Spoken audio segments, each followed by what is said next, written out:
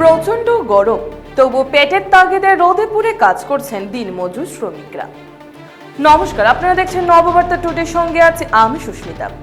প্রচন্ড গরমে নাজেহাল মানুষ। এই গরমে ঘর থেকে বেরোনো দায় হয়ে দাঁড়িয়েছে। বাইরে গেলে রোদে পুড়ে যাচ্ছে পুরো শরীর, ঘরেও থাকা সম্ভব হচ্ছে না। চারিদিকে শুধু গরম আর গরম। করিমগঞ্জ শহরের মানুষ এই গরমের যন্ত্রণায় হাপিত্তিশ করছে। স্কুল কলেজে সর্বত্রই হাহাকার অবস্থা, কিন্তু এই গরমেও পেটের তাগিদে কাজ করতে হচ্ছে দিনমজুর শ্রমিকদের। এদের কষ্ট কেউ দেখে না। মাথার উপর ভয়ঙ্কর সূর্য, তবু সংসারের কথা চিন্তা করে দিব্যি ঢালাইয়ের কাজ করছেন শ্রমিকরা। কেউ রোদে পুড়ে আইসক্রিম বিক্রি করছেন, তো কেউ আবার টুকটুক রিক্সা চালিয়ে দিব্যি আছেন। তাদের গরমের ভয় নেই। সংসারে দুমুঠো ভাত জোগাড় করতে গিয়ে এই গরম কখনই এদের কাছে বড় হতে পারে না। তাই এদের এই সংগ্রামী জীবনের প্রতি জানাই আমাদের সহমর্মিতা।